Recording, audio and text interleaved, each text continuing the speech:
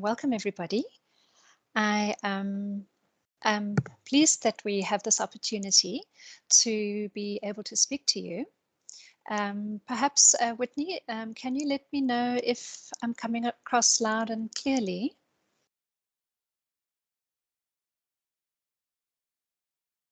Or anybody else? I can hear you loud and clear, Alison. Okay, great. Yes, I'm not used to presenting from our office, and we've got fans and all sorts going on full blast. Okay. But welcome. So it's my pleasure to be here today and to introduce you firstly to our Postgraduate Office Director, Dorothy Stevens. She'll be doing a short introduction, and then I will be continuing by showing you what our Postgraduate Skills Support Program offers to postgraduates and to supervisors indirectly during the course of my session. Okay, good. Dorothy, would you like to begin? Sure. I just would like to know, are we ready to start? If everyone has joined, if we want to give any more time? Oh, I'm just raring to go. The session is being recorded, Dee. I wonder if we should start, in respect for those who were on time. Absolutely. Okay. Alison, will you share? Yes, sure. Fantastic.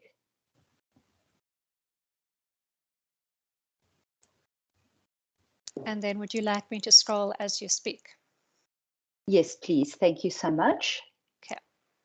Can we just get confirmation that everyone can see the presentation? Yes, it's available. Thank you. Thank you so much.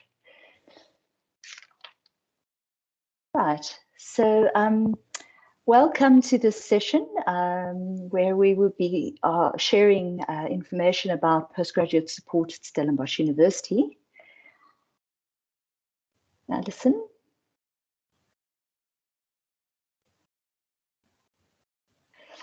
Right, so our support to SU postgraduates through our academic skills development opportunities have been offered since 2011. Ali? Sorry, my apologies, Dee. I'm finding I need to push 3 times in order to activate the next. Okay, no problem. I will anticipate that, and I will do rapid clicking. Sure, no problem. Okay. And back in 2010, the office did a landscape survey of the support available to postgraduate students. And found that there were a variety of options offered by different support environments at SU, sometimes in academic departments, small clusters of activity, but it also revealed some gaps. So, Ali? Maybe if you just want to just click ahead, Ali, it'll help with our flow. Right, perfect. Thank you. And so initially our efforts were directed toward putting a basic generic offering in place in collaboration with other support environments like the library, the Writing Centre, Centre for Statistics, and so on, as well as with the faculties. But throughout, our guiding principle has been to offer generic training, which is absolutely in support of and supplemental to the training received in your academic departments from students, supervisors. And so over time, our support has evolved from being informed by international best practice. When we started out, we were really looking at what others were doing and kind of looking for what was available in this institution that was similar to, all kinds of really great institutions around the world. What were they offering to their postgrads? And that was what we were basing our offering on. But over time, we've evolved our offering to be more directed by students' needs through needs analyses surveys that we have done, probably done 3 or 4 since 2018. And then more recently, we've really narrowed down even more and aligned our offering with the doctoral graduate attributes that I will tell you a little more about. Next slide, please, Ali.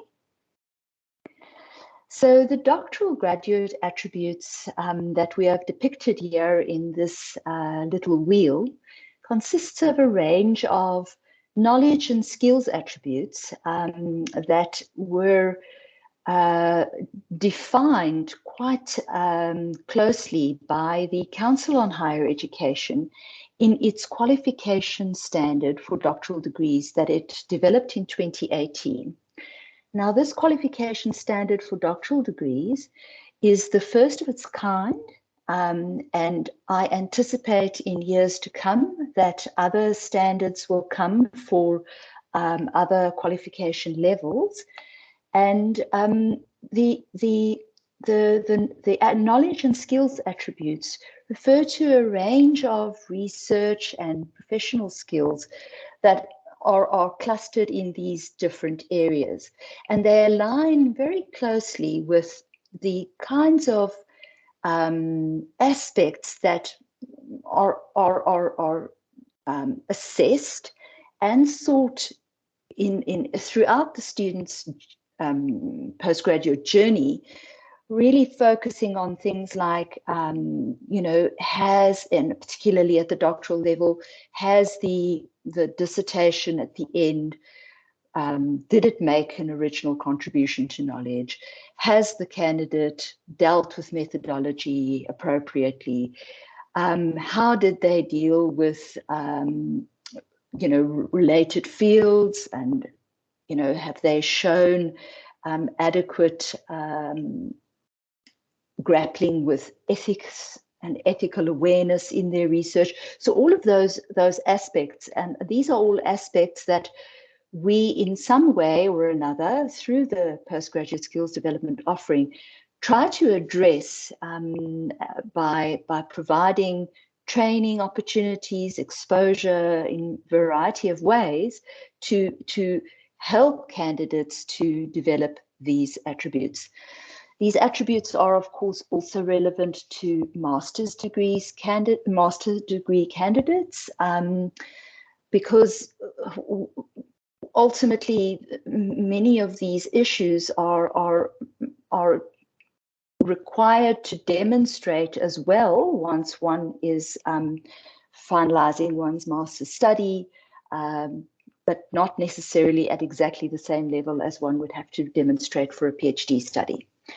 So the guideline here is that postgraduate students really need to develop and demonstrate a range of research and professional skills by graduation, and the program is designed to try to support that development from the postgraduate officer's side.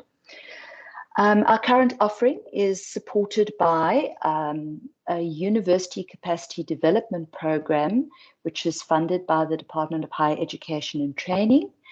And Stellenbosch University has, as part of its 3-year rolling project, a postgraduate pipeline project, which is specifically targeting postgraduate students. And we receive a block of funding, which is a limited budget that determines what we can offer on the postgraduate skills development program. Okay. Just as a little bit of background, the postgraduate pipeline project, which is run through this office and has at its core the postgraduate skills development program. We and the institution believe that a strong postgraduate pipeline is so important to SU to really sustain its position in the country in terms of postgraduate student retention and our success rates. So, as I mentioned earlier, we were informed by best practice elsewhere in the world. And in fact, it is so that conventional wisdom at many research-intensive institutions in the country, and especially in times of high enrollment numbers and capacity pressures, that it is important to supplement the support that students receive and or can access beyond their supervisors. So this is the principle guiding us. And the goal of this project is to extend our opportunities to postgraduate students to really develop the research appropriate skills and knowledge and their professional skills for their careers as scholars and knowledge workers.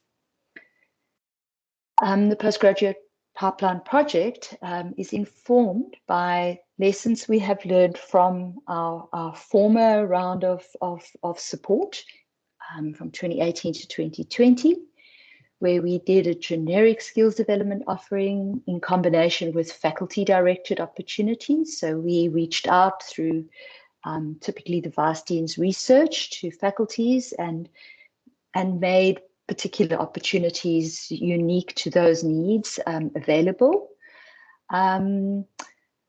We were also guided by our national funder prescriptions for institutions to provide wraparound support to bursary recipients. And some of the offering, which Alison will talk about later, you will see are directed towards things like the non-technical things too. For example, financial training, financial literacy, and so on. And then, of course, the Council for Higher Education Qualification Standard, which is outlines the doctoral graduate attributes that doctoral students must develop and demonstrate by the time they complete their studies. And then, of course, successive doctoral students' needs analyses, which we have done since 2018. Thank you, Alison. So the Postgraduate Pipeline Project really consists of 3 activities. We're doing these regular needs analyses and then developing appropriate offerings, either through the office or in collaboration with external experts, and offering an evolving suite of postgraduate training activities and opportunities through our Postgraduate Pipeline Project. And yes, then our third activity is local and international training and networking opportunities, which have not really been so very easy to support in recent times, but we are certainly seeing an uptick in interest from students who are, successful in maybe finding conferences to attend and which we can support to a limited degree through the project. Okay. The Postgraduate Pipeline survey findings has kind of clustered around different knowledge and skills areas that were identified by students as areas in which they felt they needed to develop their understanding and skills. So areas around ethical awareness in research, and then understanding the meaning of an original contribution. And then the skills most required were things like communication skills, research design and methodology, and the critical and analytical thinking skills. The other skills or knowledge areas that were rated highly as being needed were things like the networking opportunities, improved supervision and mentorship, project planning, data management, data analysis, interdisciplinary collaborations, and then preparation for life after the PhD, since we understand that not everybody is working towards a career in academia. Right, so I think that's the end of my introduction, background, context setting, and I'm now handing over to Alison for the next part. Thank you, Alison. Yes, thank you. I realized that we didn't indicate that we are open to questions, but I think perhaps for this part, pop your questions in the chat box if you have access to the chat function, and we'll have a good look at that afterwards. Dorothy could perhaps have a look-see in the meantime as we go, as I continue. Absolutely, I'll watch for that. Thank yeah, you. if you're a guest in guest status, you may find that you don't have access to the chat function, and then at the end you're welcome to put up your hand, click the raise your hand, and we'll chat to you via that mode. All right, good. So just to clarify, our office has got 4 main foci. We are, it's our task to do the enrollment and support. We're tasked with enrollment and support. So all postgraduate students will,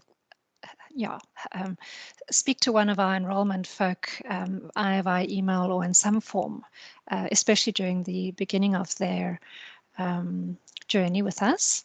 Then, of course, we have a funding and support office run by our Deputy Director of the Postgraduate Office, Mr. Nugent Lewis, and they're, of course, responsible for managing funding and scholarships and bursaries for postgraduate students.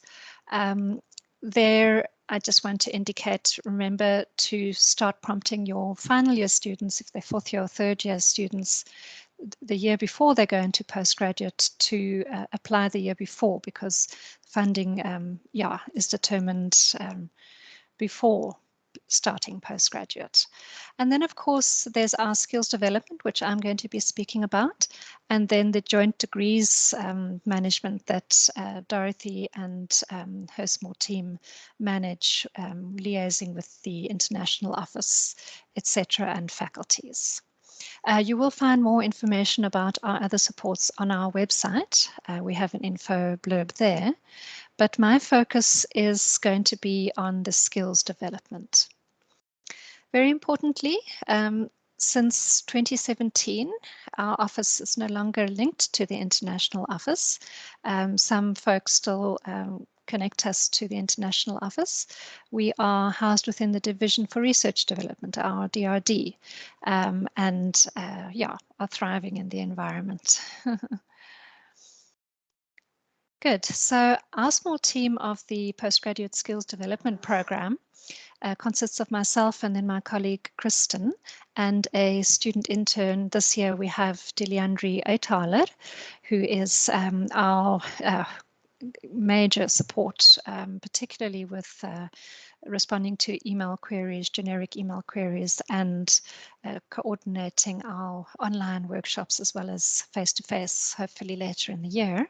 So we're a small team, and but we do manage to get a lot in place. We have a lot in place for postgraduates, and always willing to assist if there are any queries.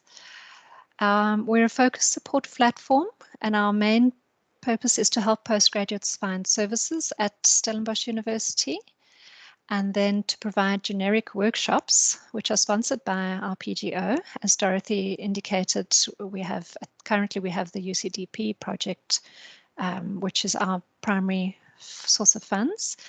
And we also offer events and useful research-related resources, either existing resources or we develop when we see there's a need. I thought this might be interesting because I do know that many of you are academic or support staff at Stellenbosch University. Just to get an idea of our reach over the past 2 years during COVID-19, of course, we were forced, but actually it was a good thing to take our workshops online, because we found that we were able to reach so many more students who very often were never on campus. They either located elsewhere in South Africa or the world, possibly full-time, working full-time. And we had always anticipated that this would be a need, but COVID gave us that nudge, and we're very happy that we are able to reach those students who didn't have this additional support in the past. Our library colleagues experienced the same, and that too has been a great benefit to our Stellenbosch University students. So our workshops actually expanded sort of tenfold. And yeah, they're still growing. We just need to watch that we sort of balance our budget. But we're very pleased to have introduced a few new workshops since the beginning of COVID, and I'll talk about that just now. Just to give you an idea of who our customers are, and these figures indicate the number of seats that were taken. So not necessarily the individuals, because some individuals attended more than one of our workshops. But yeah, we well supported, and some faculties take up our offerings more readily than others for various reasons. Sometimes, for example, with law, they have a rigorous program in place that is very law specific, and we're offering generic workshops and training. So depending on how generic your offering could be, or if you identify elements of our generic offering that would be suitable, that would determine how many people would be interested in attending. The engineering, yes, we do have very strong engineering, but that number is skewed because we also do a avoiding plagiarism. It's a professional communication, non-accredited two modules for the engineering faculty for their postgraduates, but we reach about 272 engineering postgraduates each year via this. It's an online course, which by the way, is also available on our Sunlearn website as a generic option. It's just been adapted for generic. So I'll talk about that a little bit later. Good. So that gives you some sort of an idea of who typically, and of course you get larger faculties than other faculties, so that will also affect the numbers. The types of workshops that we presented in 2021, of course, our existing offering, for example, understanding academic authorship. That one was introduced over the years due to our UCDP PGP survey findings. Students requesting, needing to know, who should be first author, what are the parameters, when can you challenge, whose name gets put on an article that you produce through Stellenbosch University. So yes, but the new ones are preparation for publication. That's a webinar that is open to all Stellenbosch University, so we can accommodate large numbers. And then last year we introduced project management principles, also guided by our survey findings. And now we're offering workshops online at the moment. Hopefully second semester we'll be able to take it face to face. The financial one that Dorothy mentioned earlier is this managing money in the real world. It is, however, currently earmarked for NRF bursary recipients. So, but if you do have students who are bursary recipients, then please do encourage them to take up this opportunity. It's part of their wraparound support, and hopefully we can expand that offering to all after that. And then one that we did have, we had a similar one to delivering talks with confidence in the past, but we've now found new energy and reintroduced such offering, and that has been up and running and very successfully being utilized by our students. So these sort of, especially perhaps let's talk about the latter, the delivering talks. And then you'll see there's also science communication pilot workshops. So we also need to boost our science communication training. These sort of offerings they fall under the graduate attribute of, the communication, being able to communicate to your audiences and in written and spoken well, but are not necessarily developed within a faculty or a department. So these are ones that some folk might see as soft skills, but are in fact very important graduate skills to develop. More difficult to assess if one thinks of the final assessment, but that's something that will hopefully be addressed once this graduate attributes, people really get going with using it as their guideline. Dorothy, if you want to add anything at any stage about anything, you're welcome to just chip in. Thank you, Alison. I'm absolutely fine for now. Thank you. Perfect. Okay, so reason why I'm highlighting that we do have new workshops is that we are constantly reevaluating and assessing what students' needs are, and where we can tweak things and add more things. So it's important to keep up to date by seeing what we have on our website, seeing what is said in our Postgraduate Times, etc. But I'll get to that in a moment. So over the last couple of years, we've also introduced a postgraduate welcoming website. Similar idea, sort of running parallel to the Marty's, the Welcome Marty's website. So that can be found on the DRD's website, as well as under the Postgraduate Office's tab. And there we've consolidated, I'm showing some of them there, but there's more. So I invite you to have an actual look at the web page. But we've consolidated information that we have learned along the way, but we've also picked up from students, is important to know from the beginning. Our Postgraduate Studies Guide is consolidating even further, but perhaps elaborating on some of the elements, and that too is very important for all postgraduates as well as their supervisors to browse through each year to see if there's anything different, or if there's anything new, or if there's something that may have seemed obvious to us but isn't obvious to you. Okay, so our program's website,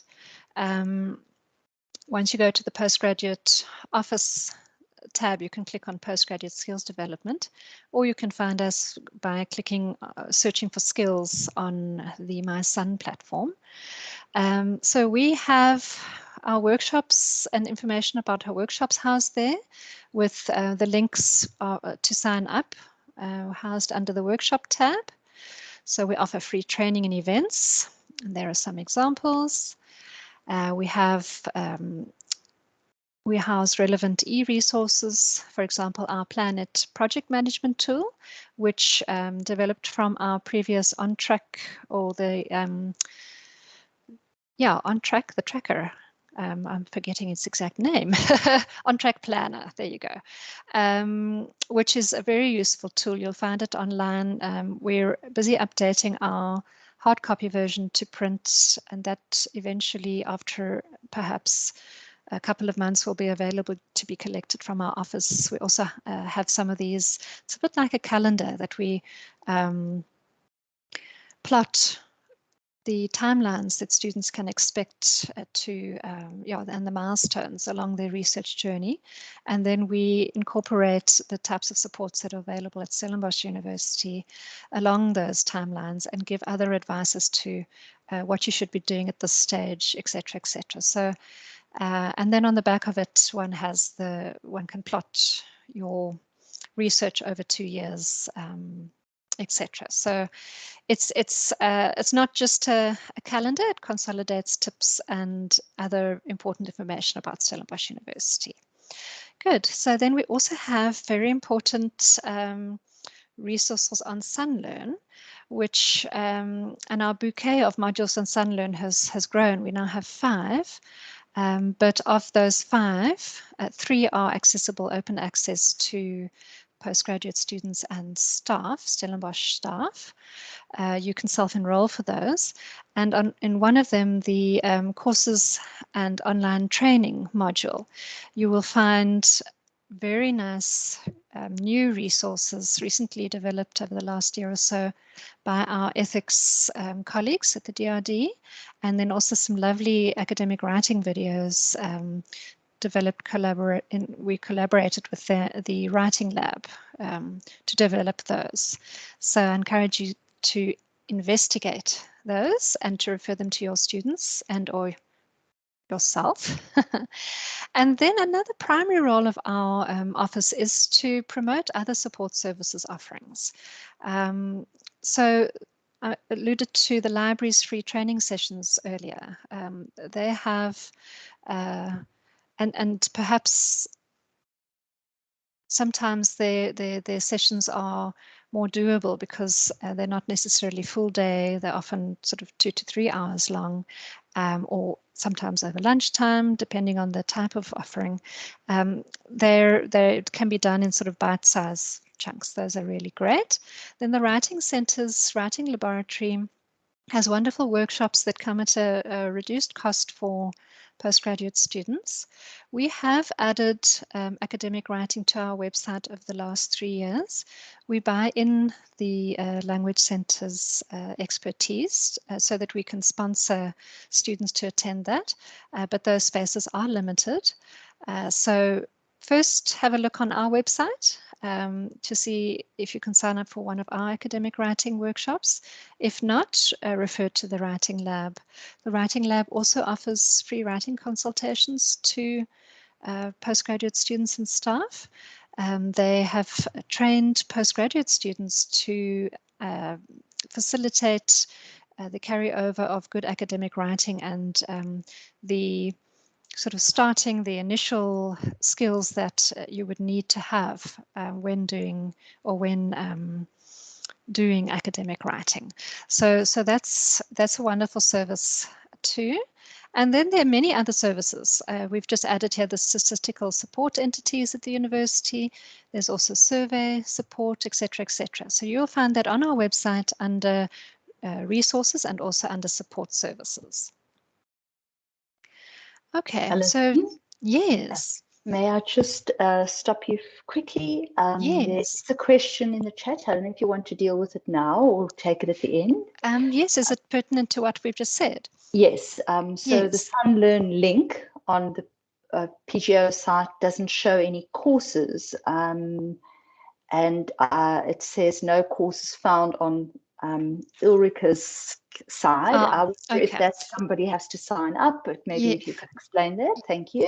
Yeah, so it may be that you are looking at the 2021 postgraduate offering. So SunLearn rolls over their training each year, and all the modules that were under the previous year get put under a separate tab. But also it's a bit tricky because if you search for Postgraduate Office at the bottom of the homepage of SunLearn, you can't, it doesn't pick up Postgraduate Office. But if you type in PG Skills, I think even just that, not even development, 2022 will get you to the 2022 tab.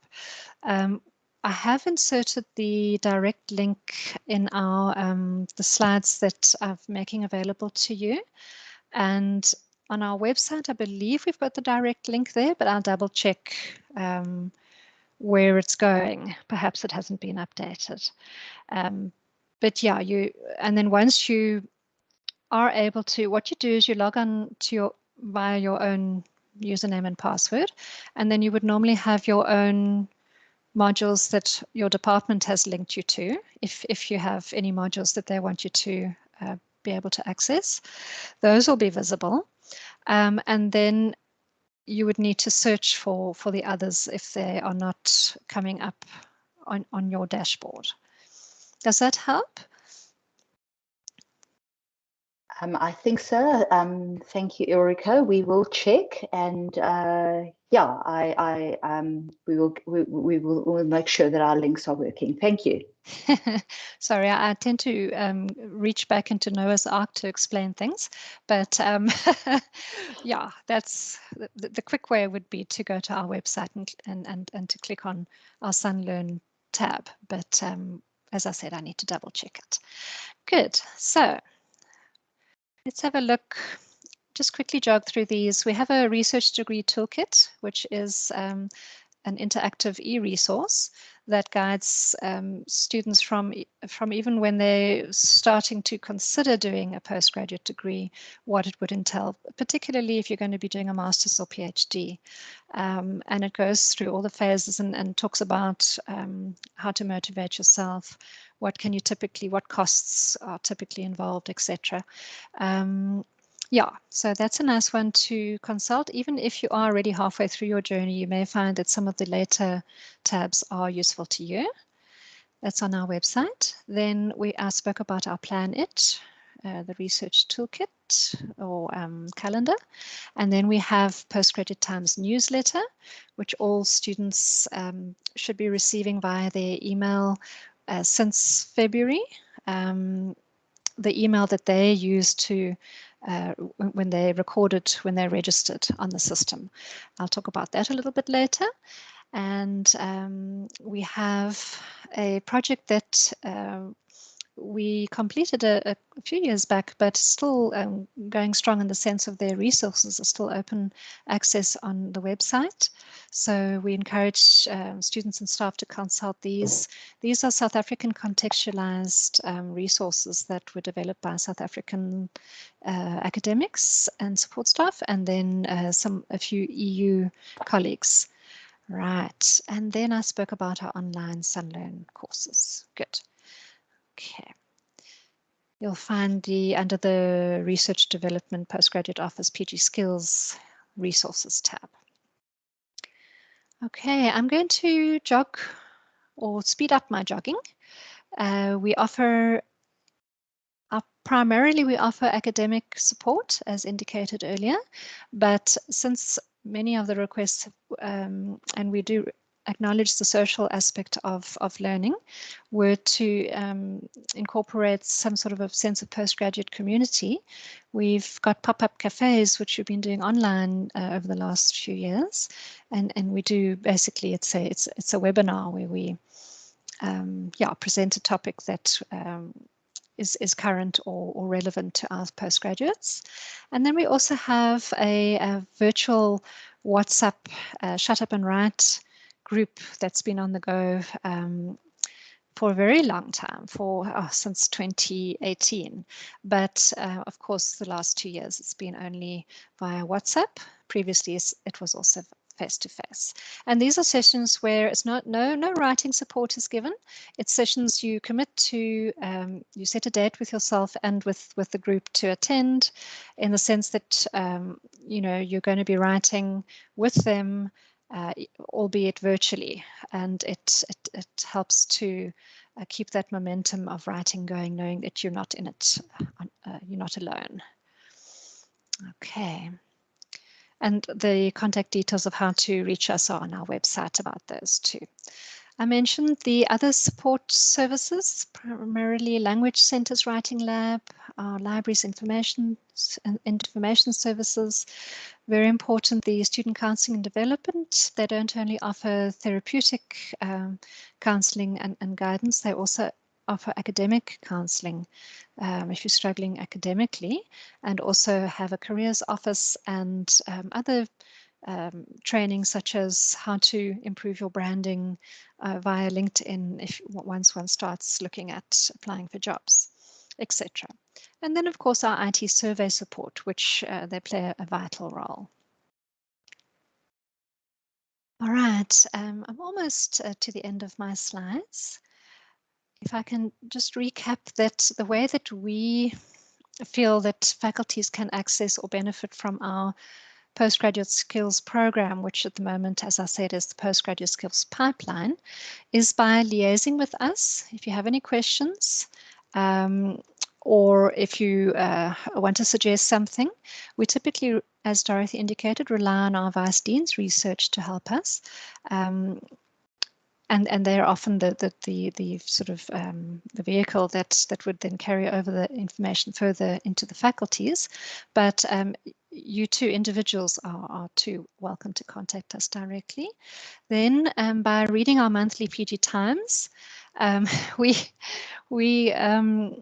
get so despondent when students say that they don't receive our newsletter, because we really pack it jam full of information that could be relevant to them. They will receive it if they have their correct information on the website or the student records. Yeah, via my son's website, they can update it. I'll show you about that now. And then we also get students who say, "Oh, I've never read it."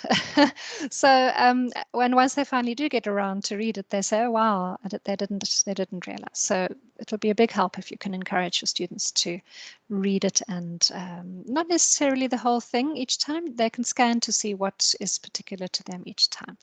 All right, and then also by encouraging your students to attend our training for enrichment, and very importantly, noting that our projects offering is limited, and we unfortunately can't support individual needs, individual requests, but we can refer you to, and we can provide you with resources that may be helpful individually. Good. So these are just lastly some common questions that students have, especially at the beginning of the year. What is their email address, the SUN email address? Typically, it's your SU number and your university, the address there. What we're doing nowadays, and the university is still in talks about whether we should make it compulsory for postgraduate students to use their university's email address or not. But we are encouraging students to use it because when one does team sessions, for example, you have full access to all the functions.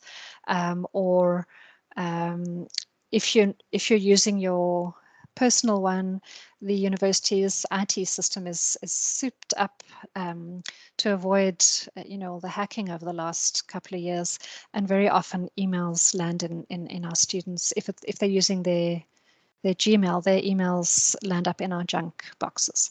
So there's some motivation as to why it's good to use your Stellenbosch University email address. If you need to update or check what you have recorded on the system, you go to My Son and you look under Admin and Support at Personal Information, and then you update, if necessary, your email there. If you have already started and your department has already downloaded your information, it would be a good idea to let them know that your details have changed, because they're going to probably continue with the list that they drew earlier on this year.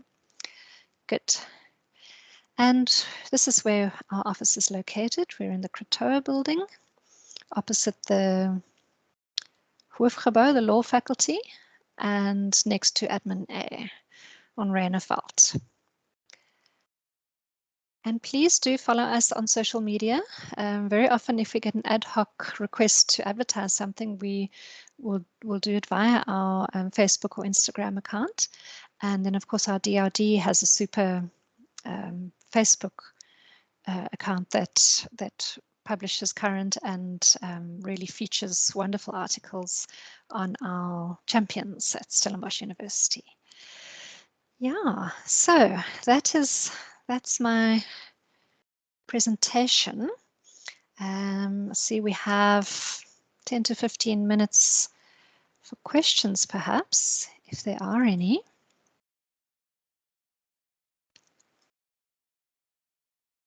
So anybody who has anything. Dee, perhaps you saw during my presentation? No, Ali. So the only thing that did come up is Ulrika Kissing's comment around our SunLearn link, and I've gone to check. It is in fact correct. It takes you to SunLearn, but you do have to then change the change the year to 2022. You need to search for PG skills. It then brings up the offering. So we must maybe have a look if we can find a more direct route for the link on our website. But yeah, that's the only question so far. But those are, I can, of course, welcome. Oh, I see there is a hand. There is a hand.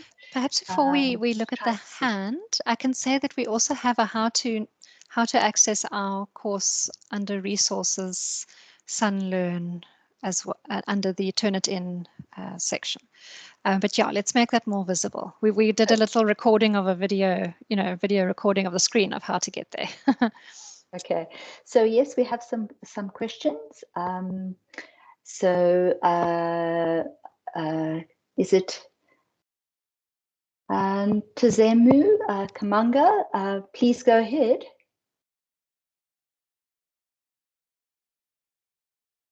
Yes, hello. Hello, we can hear you. Please go ahead. Thank you very much. Thanks, Alison. I've forwarded, of course, part of it because I was busy with another meeting. But I know and I'm beneficiary of this project since around 2018 when I was in Stellenbosch. But now I just want you to help. I'm at the stage that I want to analyze my data. I'm doing my PhD now. Now, I was wondering through your office, do you offer any help on how someone can access Atlas TI through the university's website? Yes. So I can perhaps send you information personally via email, but as of a year ago, the university, upon many requests from many of our environments, including us, have made Atlas TI an institutional license. They've acquired an institutional license. So Yes. if you look on our website under resources, you'll find information there, but I'm going to also send a direct email. Yes. You access the software via the software hub. You need to sign into that, and then you can download it for free if you're a Stellenbosch University registered student. And then on our website under resources, we also indicate where you can access free training from the Atlas TI, the actual company. And then we offer 2 to 3, also determined by our budget, Atlas TI training courses per year. They're very popular. You need to sign up quickly. Those are free to Stellenbosch University students, masters and doctoral, primarily because of the limited capacity, focusing on analyzing your data using Atlas TI. Then you must also have a look at what the library offers. The library is also up their game, and they also have wonderful tools and resources and training for data visualization, but also tips on data analysis, etc. And don't forget to consult your library specific, your librarian, your faculty specific librarian, because they too will be able to give you some support. And then last but not least, your supervisor, who's your primary port of call.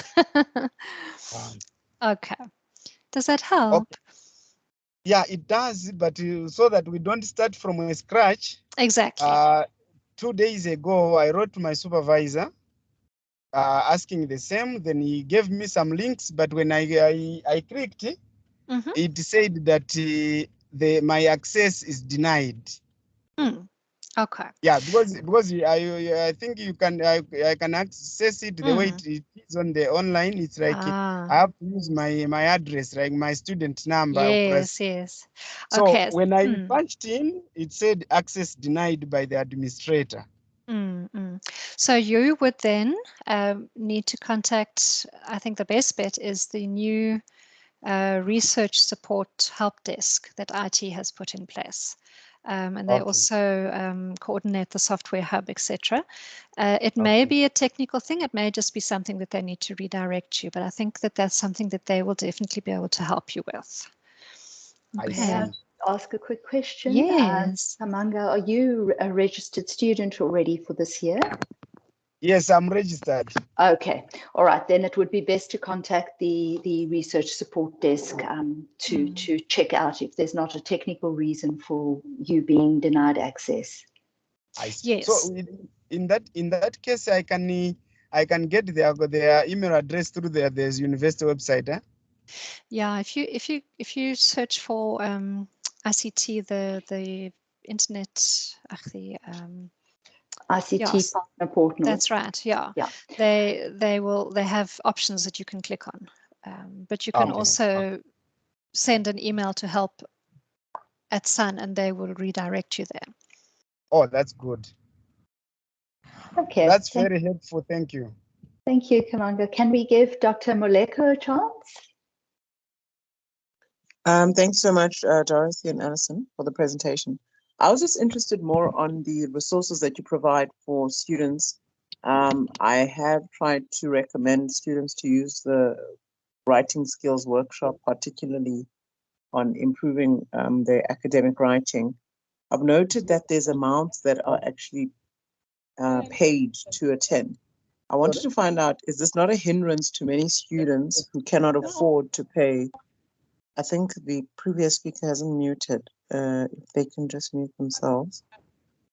Or someone mute them. Thank you. So I just wanted to find out the price, which is around, for example, 700 Rand. Okay, those different prices. Are they not a hindrance to people that cannot afford? And then what is the alternative to those who cannot afford? I'm just asking generally now. Yeah, no, that is fine. Can I quickly, because I have balloons that fly away and I forget, so if I could quickly talk about that one. So our offering does offer academic writing workshops through the writing lab. Those offerings can be found on our website under academic writing under the workshops section. And we have a few repeated workshops during the year, but then of course, and that's to accommodate, we sponsor them free of charge. If they sign up via us, our office pays for them. But because we have limited capacity and limited budget, those who don't sign up quickly enough or who don't sign up and only find out later, their option would be to look at the Writing Lab's website and attend those workshops, which are at considerable reduced cost. Some of their 3-day workshops cost 700 Rand, and they really do get good support face-to-face and via online. So yes, this is the age-old, how do we support everyone? But we try our best, and we also are developing, as I indicated earlier, more academic writing resources so that students can access them via our SunLearn module and some of them via our website to do as a form of self-study. But there is still a gap. However, it doesn't necessarily need to be filled by the Postgraduate Office. It can also be supported, and it should be supported within faculties and departments, etc. So just help me. You've got a process at the beginning that you do, which is for free. How do people know about that? If that is still available, where is that published or publicized? They must read the Postgraduate Times newsletter. All our students received an email in February, a welcoming email, as well as one in beginning of March via email. If they haven't logged their correct email address under when they registered, or perhaps re-enrolled this year and didn't check whether anything had been updated or not, they need to do it there. Does this include the business school? Yes. Okay. I'm not sure. But have a look. This is the other thing. Have a look in. They must check their junk mail, because some things do land up in junk mail. And when in doubt, go to our website and have a look there. You'll find the information there as well as No, the on the latest website. postgraduate times are also there. We upload them there too. Okay, so I'm on the website now. So I've seen there's 4 types of workshop writing labs Yes. or type of, workshops that you have. So on the website, where would one find the ones that are free if they are still available? Because I've noted that all of our postgraduate skills development program, the website you're on, are free for students who attend. Note I indicate attend. We do find, especially with the face-to-face, if we've done catering and then students don't pitch, then we do have a disclaimer to say if you need to cover the costs. So all of our postgraduate skills workshops that you find on our website are free to students. The ones that are not free to students are on the Writing Lab website, but those are at reduced cost. So that's an option. There's also the option for USB to, should they have capacity development funding, to contact the Writing Lab folk and ask them to tailor a session, which is often very valuable. I do know other environments who do that, specifically to your discipline. Okay. No, thank you so much. You're welcome. I know this is a lot of sensory overload. Yeah, but as I said, if your balloon flies away at all, then information should be on our website, or you can send us an email to double check. Do you have another question, Doctor?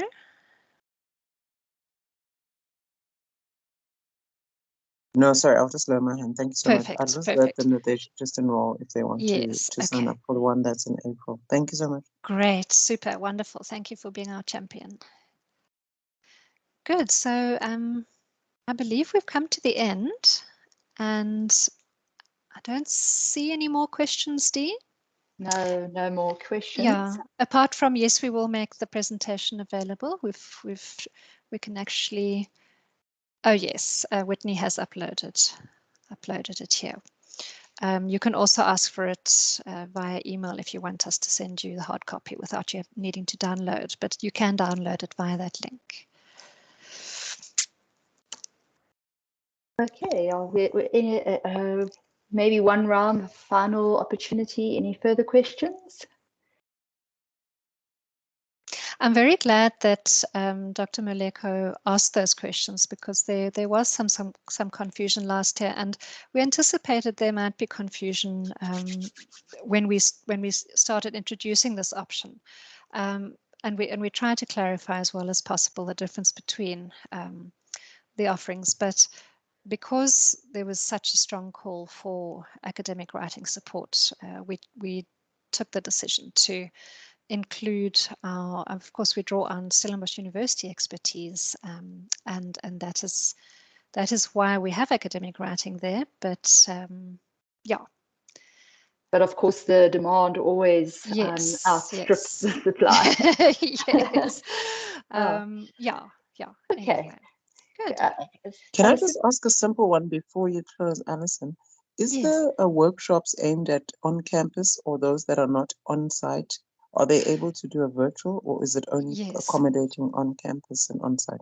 Yes, so pre-COVID, it was only face-to-face, both, well, actually all, the library, the Postgraduate Office, the Writing Labs, and some of the other support services like the Centre for Student Counselling, etc. Those were all face-to-face. Now with COVID, many of our support systems have, or services have opted or put in place online, and we're opting going forward to continue with a type of hybrid, because we've seen that it's so beneficial to students even post-COVID. So what you'll find is some will be online and some will be face-to-face, hopefully later next year, and some may even be a hybrid, a mixture of both.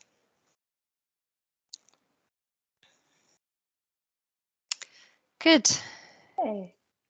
Thank you so much. Yes, and I'd like to thank our DRD colleagues, Whitney and Mareka, for giving us the opportunity to present this to students and staff, and also to indicate that our office does do, on request, we do sessions for individual departments and other entities on request, face-to-face or online.